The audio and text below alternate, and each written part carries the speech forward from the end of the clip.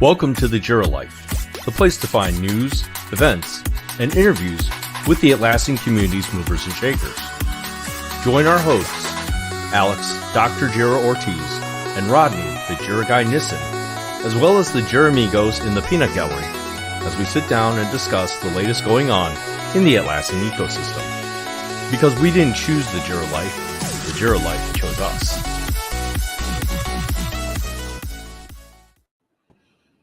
Hello, hello. Hey. Hiya. I can never coordinate our t-shirts. No. I believe I wore that shirt last week. You did. I think this is the only shirt Bob wears. I think he ordered like 5 of them. I'd get one of every color. But we have a special guest today. Yes, we do. And I recognize that logo. That logo looks very familiar. Which one, though? All of them. Oh, nice. But in particular, I think Exalate. I am referring to Exalate. Nice. Wow. So, Serhiy, why don't you introduce yourself real quick? Thank you very much. First of all, thanks for having me. I'm Serhiy. I won't try to pronounce my last name because, there's too many chances it will be pronounced once. All right. So for the origin story there.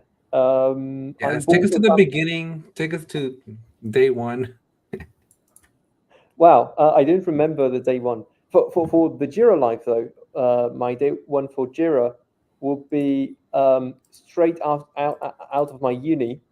I got hired into a outsourcing company in Ukraine, and by my thesis supervisor from the uni.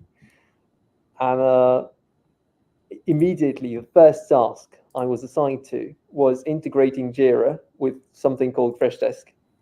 So I think my first Jira day is kind of a Groundhog Day now.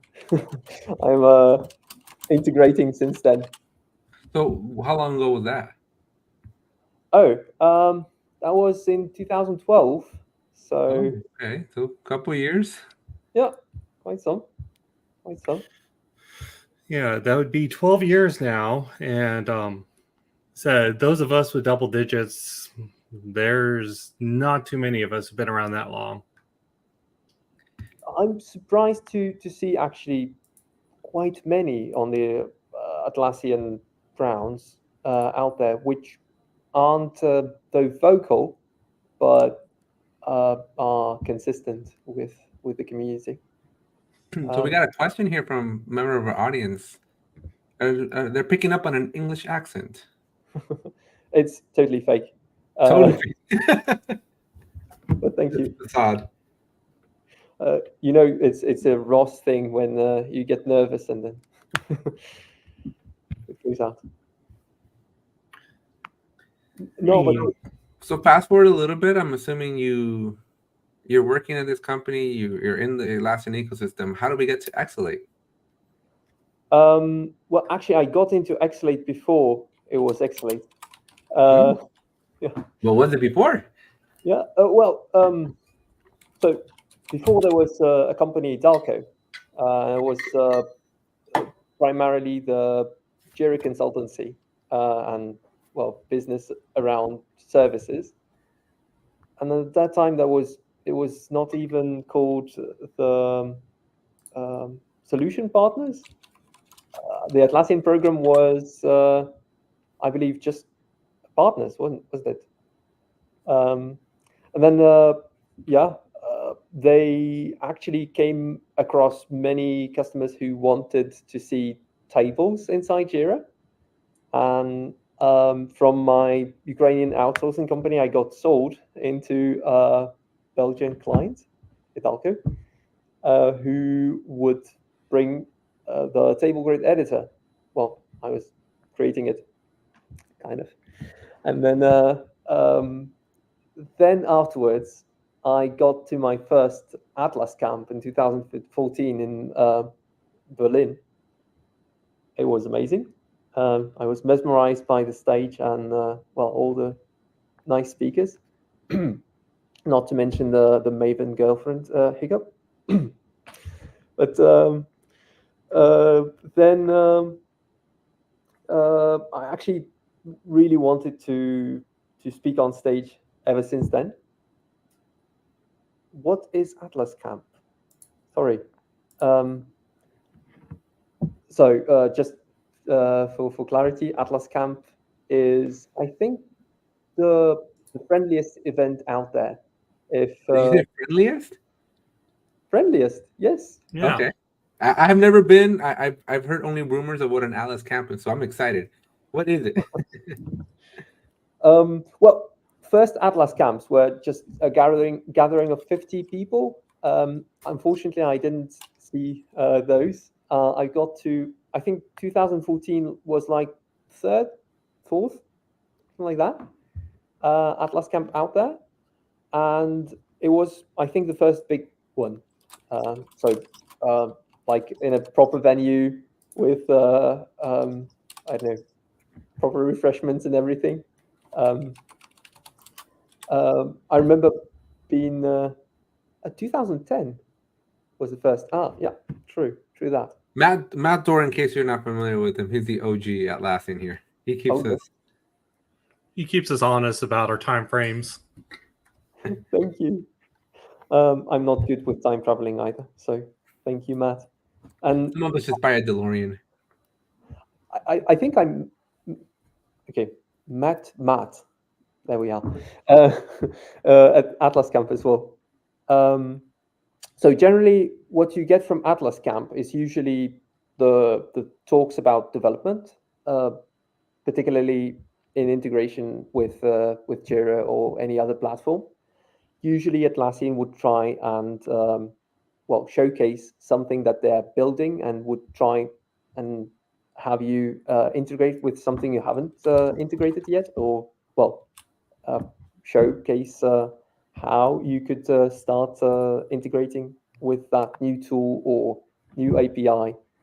So pretty exciting thing, especially for people who are looking to try and get a quick into the marketplace.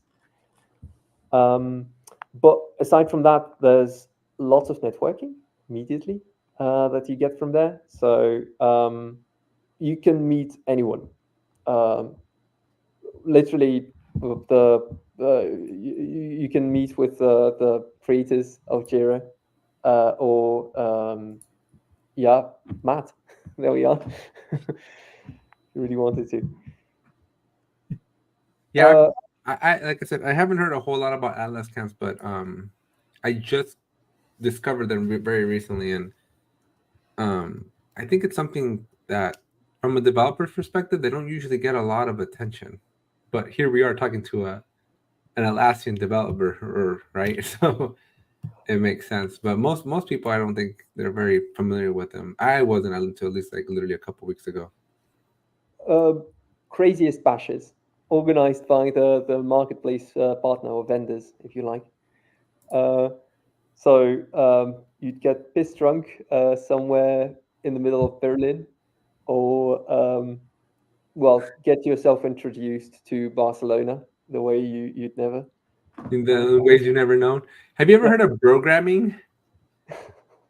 What is it? Could you introduce me? So programming, this was something that I discovered around 2011, 2012. Have you heard of it, Rodney? I think I have, but There's please like rules do, of- Alex, enlighten us. There's rules of programming, but this reminds me, Atlas and getting drunk reminds me a lot of it, because like for every 10 lines of code you do, like you do push-ups and you take like a shot. So it's like a mixture of working out and a mixture of like getting drunk and a mixture of coding all together. so it's a very interesting cultural thing. I don't know that it ever took off, but at least in 2011, 2012, when I was in college, it was like a thing. I don't think it was necessarily a cultural thing or a program thing, Alex. I think that was just a college thing. You think so? Programming? Yeah, I really do. Doesn't seem like something you would do before pushing it into production, though. Yeah, I know, right? No. That's when you take the tequilas, right? When you hit that push the production key. No, that's a different sort of issue altogether. Remind me, there's It's that. like, You sorry, go ahead. familiar with that scene? There's a scene in The Social Network in that Facebook movie where they're trying to hire the interns for Facebook for the first interns, and they're on this table and they're trying to hack into something, and like every every minute they gotta take a shot. Every 10 lines of code they gotta take a shot. Every time that this random thing pops up on the screen, they gotta take a shot. And the guy goes, "What part of the job are they gonna have to do drunk?" And they're like, "None of it." But I'm not a drinker. I'm not an alcoholic. The I will hiring. tell you that Sean, our member here, Sean Doyle, he gave me my very first beer. He didn't pay for it. Now, but Alex, when was that again? just like 3 months ago.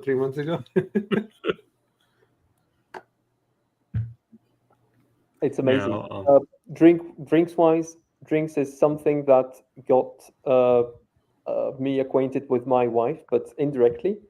So I used to be a bass guitar player at the band, and our lead singer got too drunk one day to go on stage, and because of that, we had to return our money and apologize personally to people that came there. And one of those people was my wife. Wow, well, that's an interesting way to meet your wife. So you attend the Atlascamp. We're at Exalate now, or not yet? Is it still not named Exalate yet? No, so I attended my first Atlascamp as an independent entrepreneur. So even before you joined the not Exalate. Yeah. Then I got a proposition to join the not Exalate. And then we started on building Exalate. That was called Issue Hub at the day. We worked in a startup incubator in Antwerp, which occupied the first skyscraper of Europe in here, which actually 1 year later turned out to be full of asbestos. So we got kicked out from there. Well, for good reasons. And actually rebranded straight away to Exalate while still being part of the consultancy company, still not rebranded as Exalate. And I think it was only 2 years from now that we fully embraced ourselves as the Exalate company. And how did you guys stumble upon your current mission? Because Exalate is a pretty well-known company. If anybody has ever tried to talk or get Jira to talk to a non-Jira tool, Exalate, I'm assuming, comes up pretty high in those search results. What was the motivation behind the direction you guys took Exalate? So you can already appreciate from the name that it goes about escalation somewhere. Yeah, quite a bit of marketing there, of course, but generally the idea rose from the fact that people in Jira, they escalate quite a lot of issues, and sometimes they escalated actually to other companies. And what comes out of it is that you get two distinct security contexts, two absolutely separate environments which live their own Jira lives. And at a certain moment in time, they clash with their configurations. And that's where an integration solution has to come in. So if you were to simply rely on things being the same on two Jiras, which are owned by two companies, you'd be surprised by real life. to say the least. I mean, this is an old problem. I remember when I was starting out, 2014, 2015, one of the few things I kept getting asked is we need to integrate Jira with either another Jira or Salesforce or something to keep data in sync. And my answer was, we could try it, but there's no great solution out there, or we don't have the bandwidth right now. I remember, I'm not going to say the marketplace partner's name because they're still an active company, but we even tried a product at one point to integrate Salesforce with Jira, and we had their support on the line for like 4 hours, and we could not get anywhere with it. It was not a trivial problem. Well, to the day, I wouldn't say like configuring Jira is a trivial problem. No, it wasn't the configuring. It was just getting the two systems to talk together consistently and smoothly. Yeah, as Matt Dorr really points out there elegantly, yeah, if they're called Jiras, why can't they talk? It's that simple, isn't it? No, but I appreciate really the complexity of it. I think that even making two projects within one and the same Jira for a big enough company to speak is a challenge already. Especially if you want to avoid double notifications or whatnot. Yeah. So going back to solutions out there, yes, there's actually multiple ways to skin that cat, if I might say so. One way is just showing the information of the other side somewhere, which is already kind of an advancement over like talking through phone or whatnot, copying the stuff from one side to the other. And then, of course, you can start going script runner on. Oh, should I say it? I don't know. On that Jira, where you full on unleash your Jira administrative powers to put pretty much the agreement between the companies or between the teams into code, which proves to be very, very powerful, I think. Yeah, it's definitely not an easy problem to solve.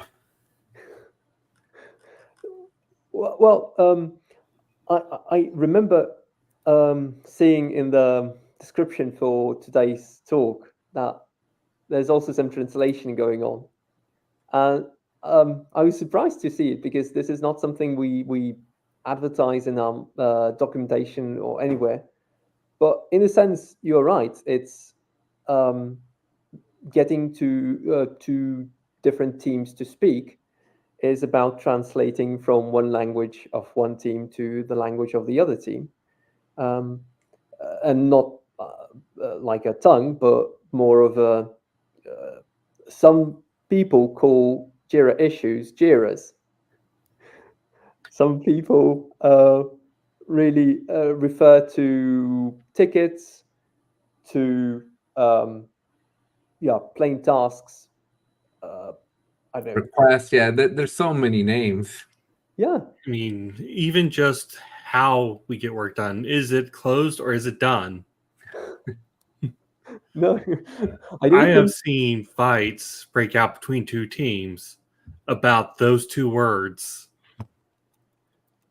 True. I think workflow is the center concept in Jira overall.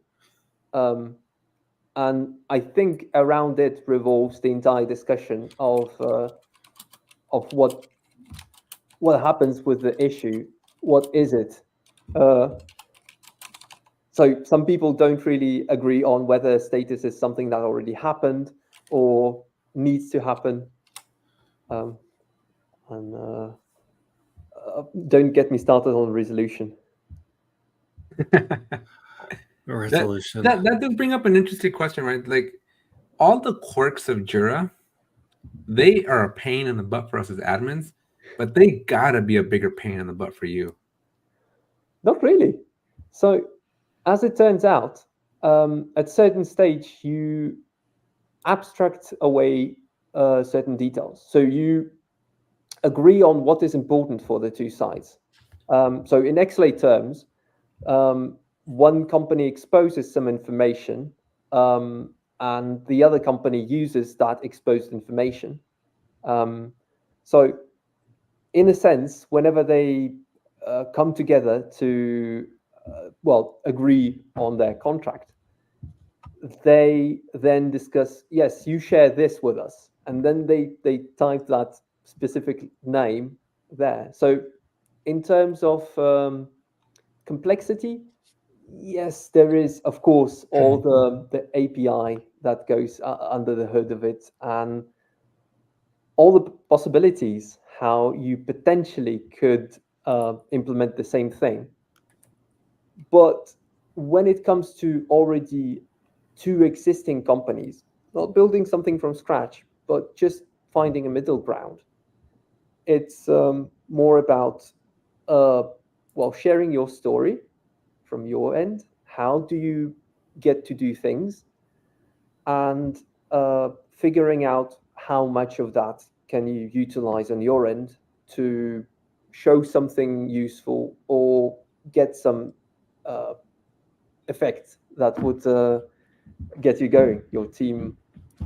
Well, I wouldn't say unleashed at that point, but working, really. That makes sense. It does. I've done some work with some middleware before. Node-RED is my current favorite.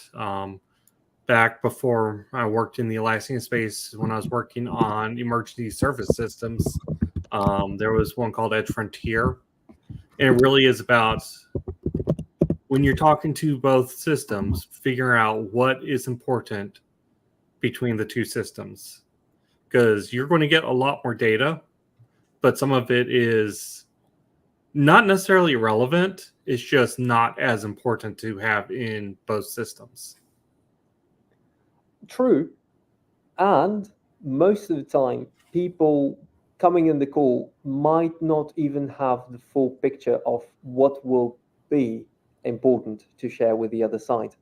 So it usually, the way it goes is you start with something very small, like just having a discussion, having comments, being able to tag people from the other team from within your comments on your end.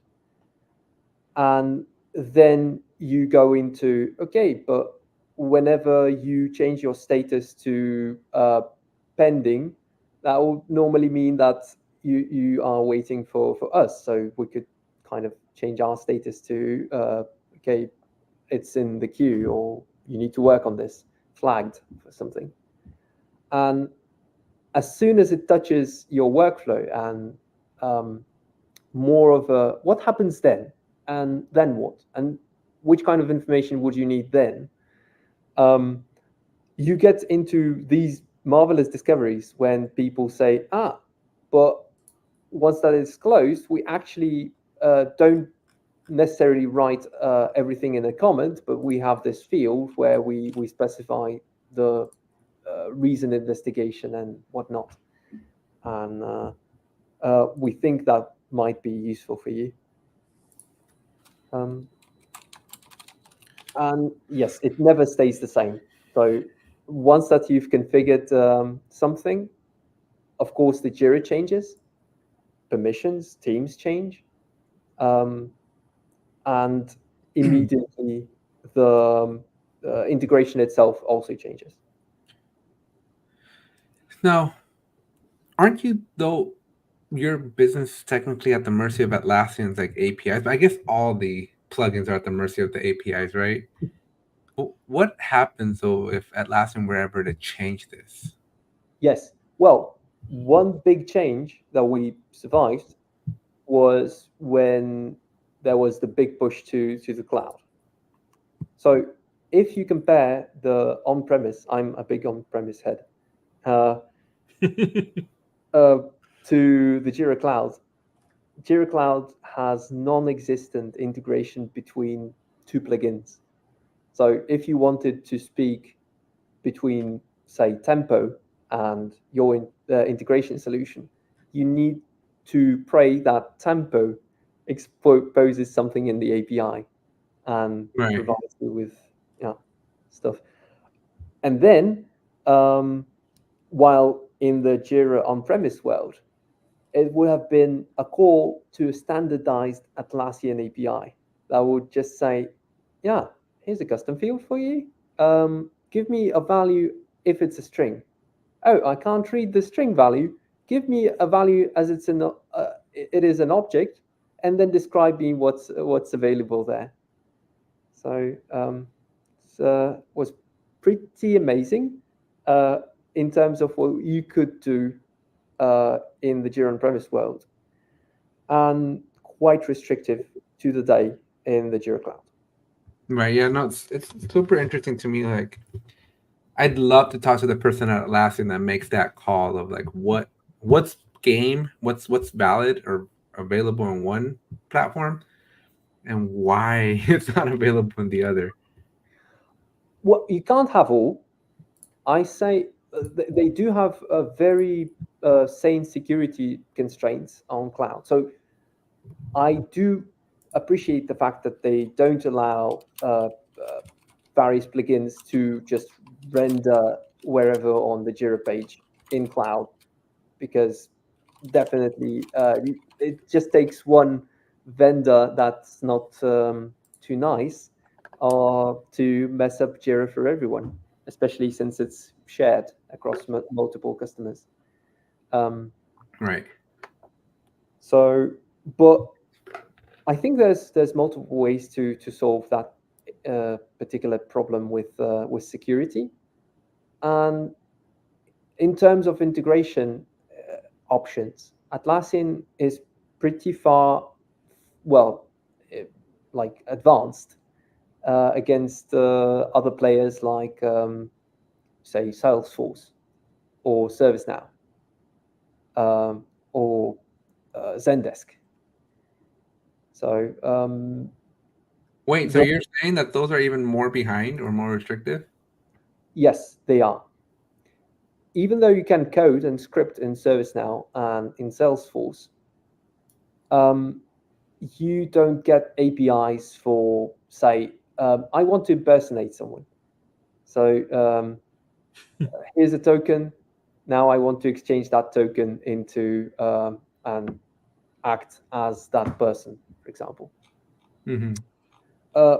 That's not the only example. Where do you show your user interface in those platforms? That's as well at the mercy of those companies. But what's even worse is the community that's behind it. That's very different from the Atlassian. So in the Atlassian community, I think the way it started brought it to the right place where it is right now. So the fact that, like they said, yeah, here's the source code for Jira. Please change it. Let's get together. Let's discuss how did you change it, and let's try and see how we can make a feature out of this. Yeah. Now it kind of make you wonder then, how did Atlassian, again, talking to the right Atlassian would be amazing, but how did Atlassian come to this conclusion of like, we have this platform, Jira on-premise, whether it be server or data center. They made the transition to cloud, but at some point, some architect at Atlassian had to make a call of like, this functionality stays, this functionality goes. And for better or for worse, like, I wonder how much of it Scott and Mike had as far as influence. Right? Because I would assume since they created the first Jira and their intentions of the first Jira seem very drastically different than how Jira Cloud is today. I'm not sure. I'm sorry. Go ahead, Serhiy. Sorry. No, please go ahead. I'm taking all the airtime. The whole point is for you to talk. But no, I don't think they have a lot of say as far as Jira Cloud. I would like to think, and the less pessimistic part of me thinks that it's purely technical requirements. Because we need to do this, this dictates these changes in code, which limits our ability to do X. The more pessimistic part of me thinks that some of that is also dictated by business needs, like, hey, we want to make this platform more attractive, so we're going to make these changes. But most of it, I'd like to think, is technical requirements. But it's still a tough call to make when when you have something the user is able to do now, and you have to say, sorry, you can't do that anymore, and you don't really have the time to explain why. That has to be a tough call to make. True. I think the counterpoint that they do at that point is that they say, but we evolve a lot. So we can be sure that in like 2 years' time, if there's enough customers requesting that, there is going to be some sort of API. I don't know about that, man. How many jacks are open out there that haven't been touched? True that. I'm still waiting for a move issue API. It's just, I don't know. I really do think somebody at Atlassian, I think, is disconnected with the reality of what people want. Because you look at all those jacks that are still open, right? At least maybe they read them, but there's no communication back, right? Yeah, I think that the hard truth about many of them is it's too root to the system to change anything about it. So there's like no transactional security in active objects in Jira since its inception. Atlassian themselves build a whole level of software above the active objects, and then they use that for querying data in the database. So point is, some things they wouldn't rather touch for stability of it, and would try and find whether you can solve your case in another way, which is, well, working out for many of the use cases, I'd say. Yeah, I mean, again, I would love to just be a fly on the wall and just hear those conversations at Atlassian, because I don't know. I mean, I've never worked for a product company, so maybe this is kind of where we can transition back to your role at Exalate, right? But I would assume that when you guys are coming up with like, hey, here's some new capabilities, new features, how much of those new features are, or your decisions really are influenced by that end user? Like, what does the end user want versus what do they not want? How is it going to disrupt our core users versus how much of this is going to attract new customers? So how do you balance your core loyal fans that made you who you are as Exalate, and then versus how do we add new capabilities that's going to bring us new customers that don't know Exalate? Well, I think the way Atlassian approaches it is that they have a constant communication channel with the old-time users, especially if their business is big enough. And for Exalate, that's no exception, especially because for us, we went into scripting as the configuration for our tool, which means that you need to build quite a bit of experience in order to be proficient with our tool. And we really love our customers that are with us for more than 5 years, for example, because they get to say honest truth immediately as soon as they see something announced. Yeah, hence why you can see that we're always bashing on Atlassian, because we've been Atlassian customers for more than 5 years. Yeah, and yeah, I don't think you can always win in this discussion of like what the customers that come in want versus what the customers that exist there have. I think you need to introduce new products and new things in order to be able to experiment there while still maintaining your core functionality the same. Um, it's not easy because sometimes you would ask yourself whether what's the difference. So there's this Trello thing. Why should I care about Trello if I have... Don't get us started with the Trello versus Jira. That is not. We don't have enough time to have that conversation. But on the other hand, what you get introduced with is a number of other people that you never saw and never heard of. I mean, Jira is primarily a developer tool, as it started. Today. Yeah. But Atlassian is doing everything they possibly can to go away from that. I don't think it will ever happen. I mean, think IT They department dropped the word software from the title. Are they doing everything really? I mean, there's still called issues.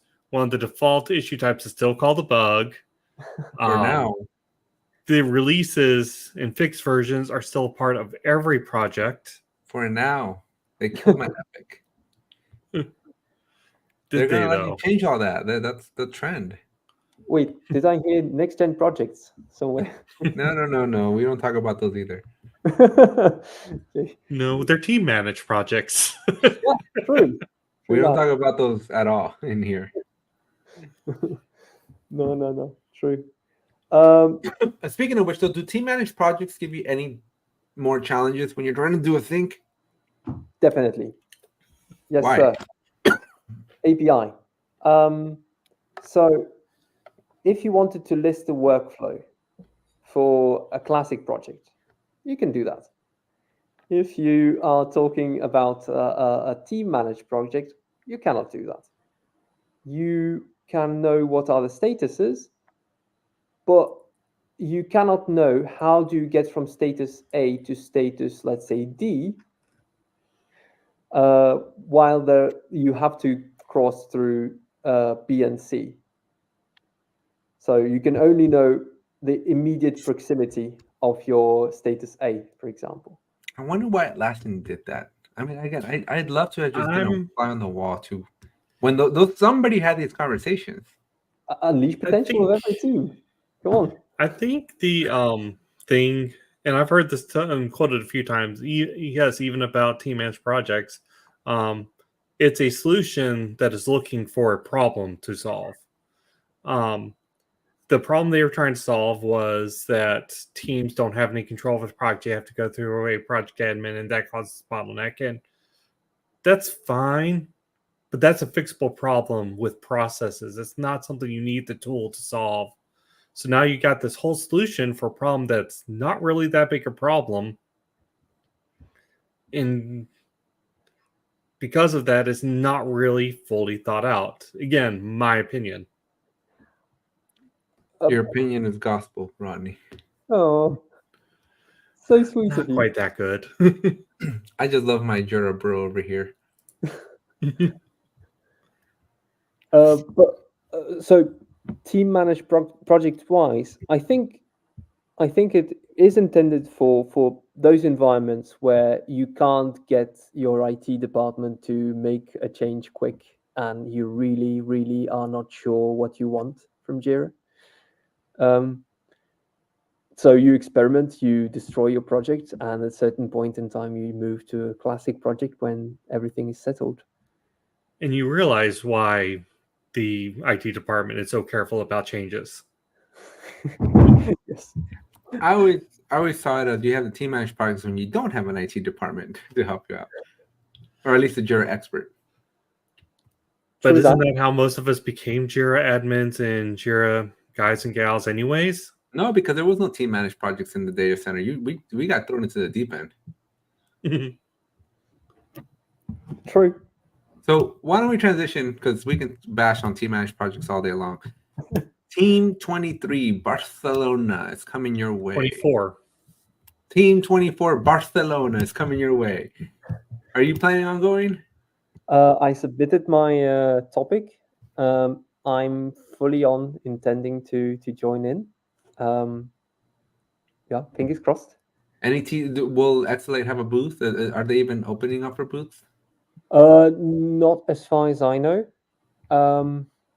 I think for now we are trying more to get ourselves to speak somewhere. We've started this very nice campaign with Hope Power, so we are trying to get as many uh, female representatives to speak up and to well get their voice heard through our website, through our LinkedIn reach out, and so on. So I don't think booths are part of our strategy to be out there. But you guys had a booth for Team 24 in Vegas, no? Yes, that is true. 'Cause I think I have a bag. I think I got one of your bags. I think in the world of summits in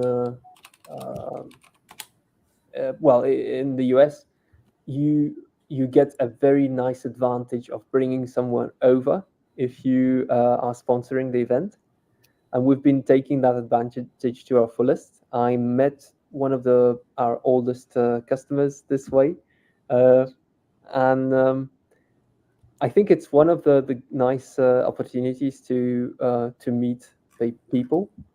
So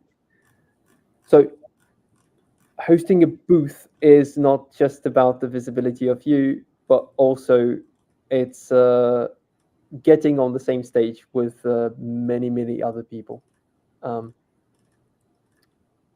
yeah, I think the European events are different from the US events in the sense of the sheer volume and Volume of like attendees or volume of the events, the number of events that happen?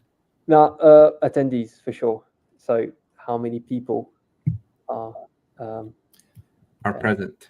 I mean, so if you wanted to meet someone, there's less chances to meet someone unless you specify where you are exactly. And having a booth helps as well. I mean, Yeah. Let's talk about this because I'm not hearing it, especially after Atlassian announced Barcelona. But Jira Day is also coming up literally the following week in Poland. Will actually be there. No, as far as I know, no. But I'm wondering if there's anyone watching us who could leave a comment and say that they will be there.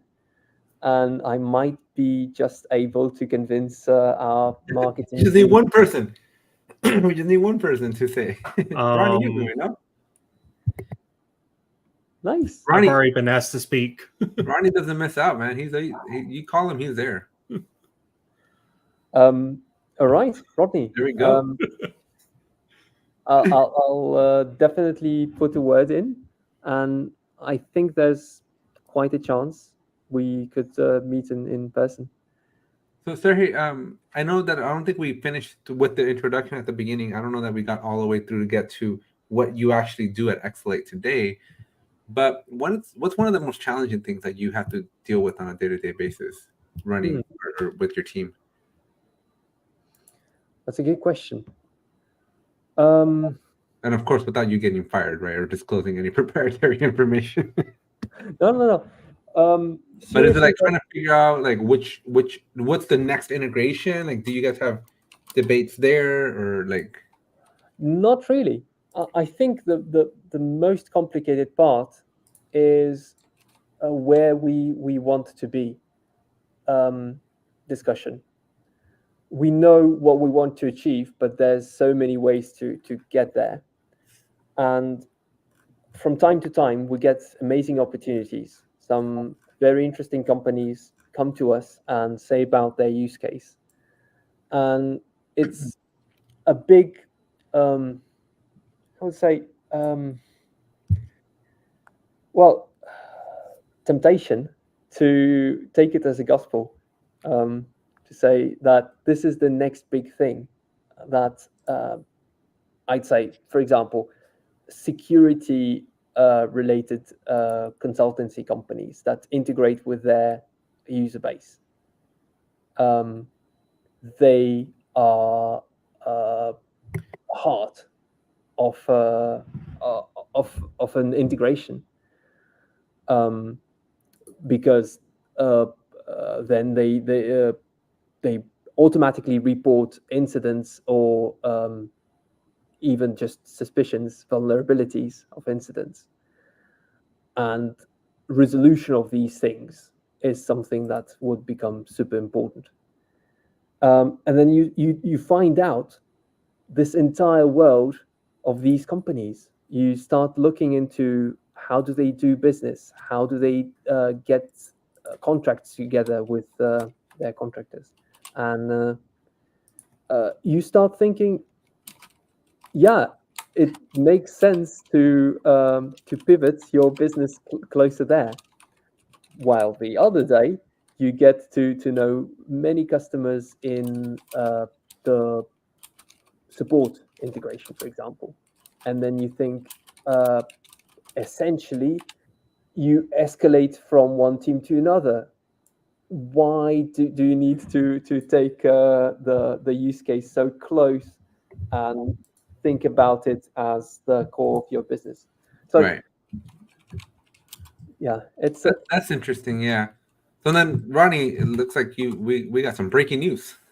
Yeah, I did not know this. I was actually on one of my screens over here on Jira Day website. Did not see this, but from one of our fans over there, Jira Day is postponed. I won't say canceled as they do, but it is postponed till March of next year.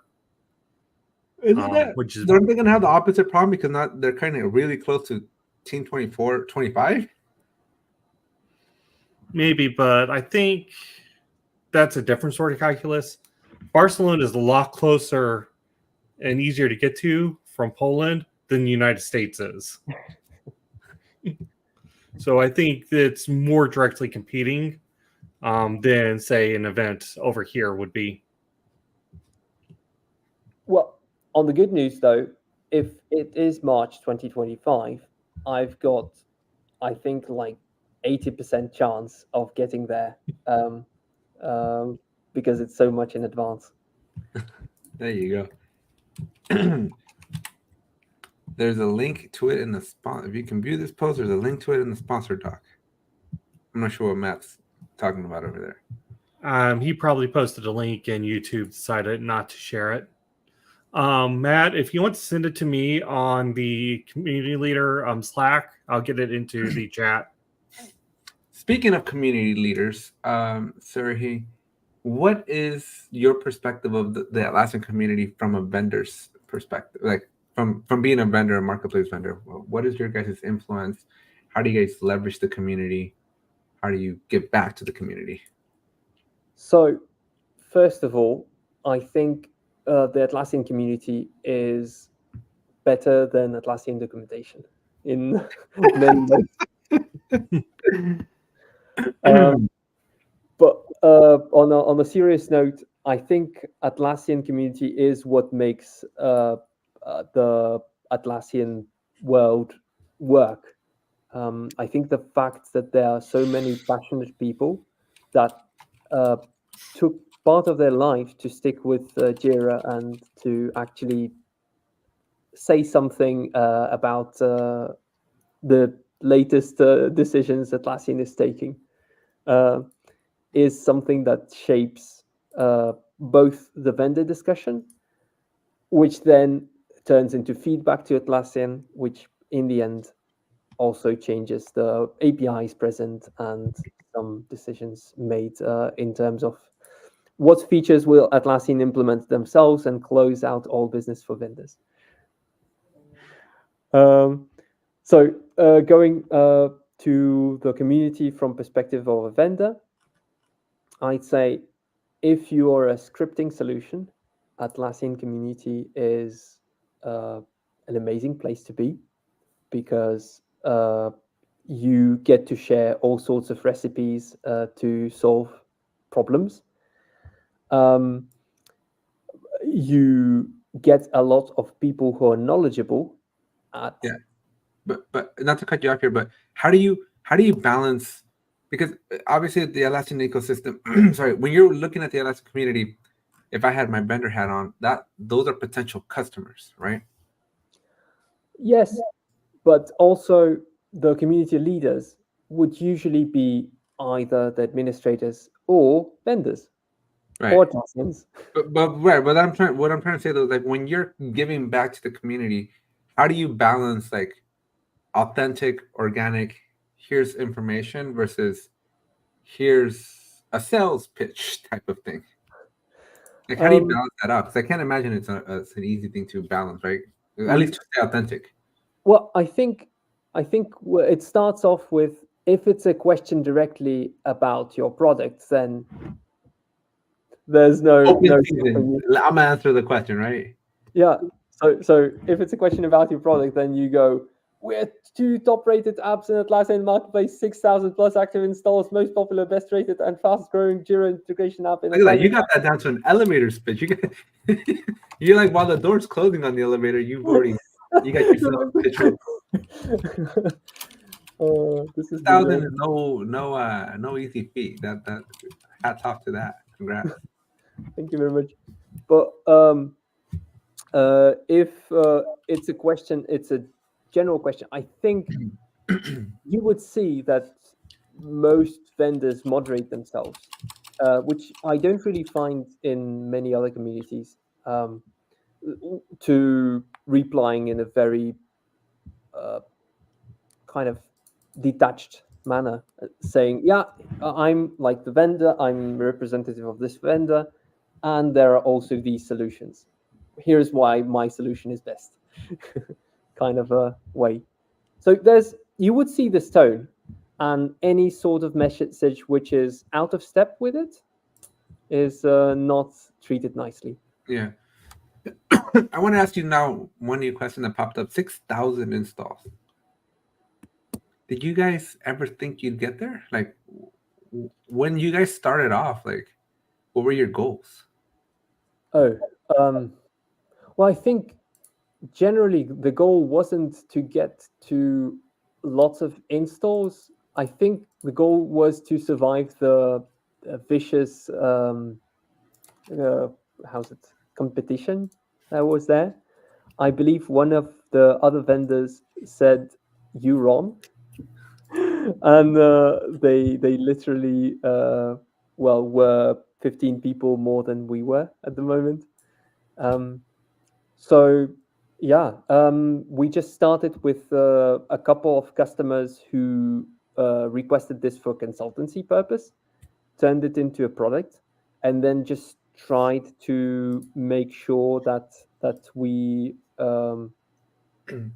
just go on with the right concepts that were there at the start, and like trying to buy into the stronger sides of the Atlassian community. And so in terms of that, in terms of all the knowledge, sheer technical understanding of how Jira works, many administrators in this community are stronger than cloud only. Right. Do you think that attributes to your success, the fact that you serve both versus a company that only serves cloud or only serves data center? I wouldn't say directly. I'd say that we started from Jira on-premise.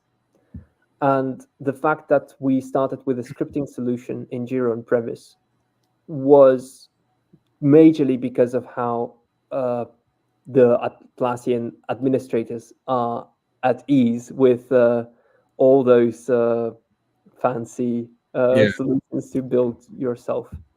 Yeah. And last question here, because I know we got the best part of the show coming up.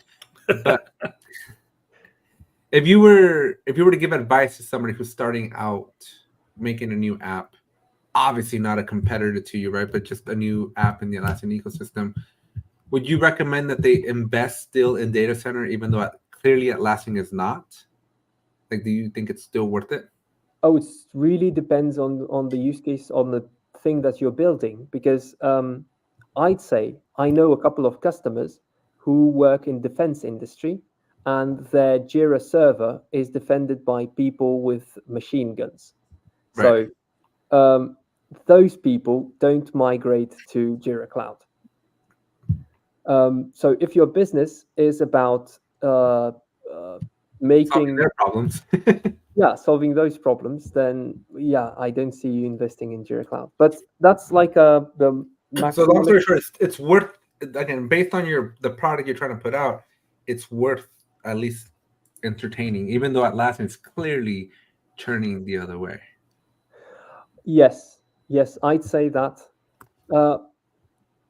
I think one of the reasons Atlassian wouldn't turn the other way fully anytime soon, or 10 years from now, is governments, the defense industries, and Public, just basically public sector, yeah, regulated industries. I've been saying this for a while. I agree with you. I don't think Atlassian is going to fully end a live data center anytime soon.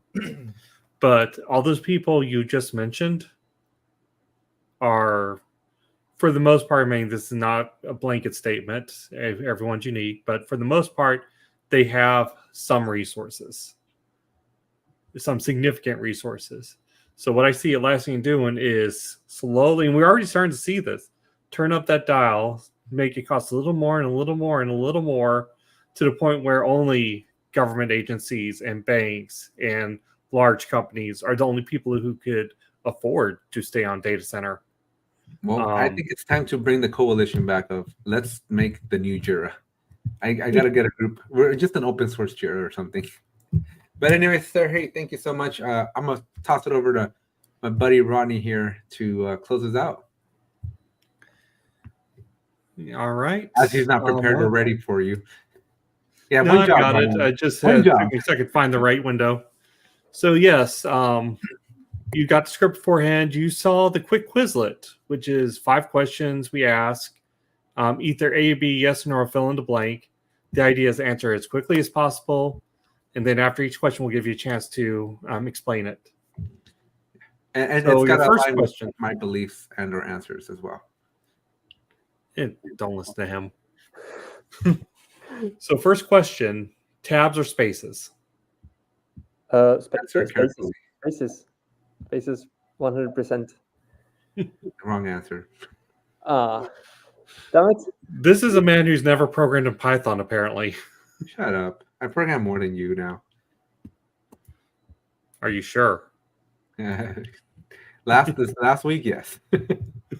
But to be honest, once in my life, I'd encountered a problem of half spaces, quarter spaces, and Cyrillic spaces, which apparently is something that exists.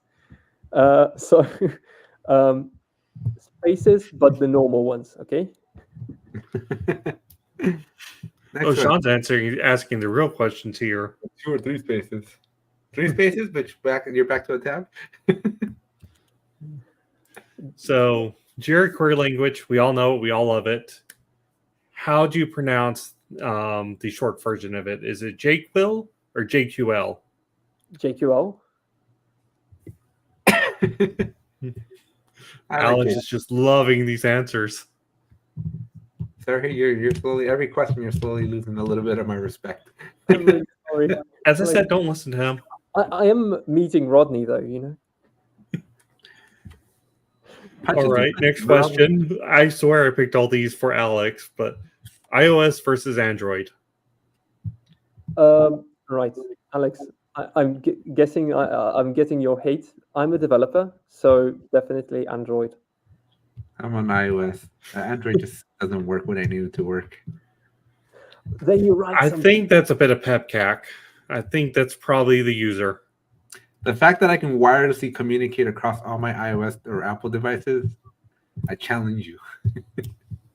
Wireless communicate across all my Android devices, Windows, Linux, everything. AirDrop is a thing of beauty. I can tell you that much. Try and All build right. your own droids or robot using iOS. I know, challenge right? you. I just want to be effective.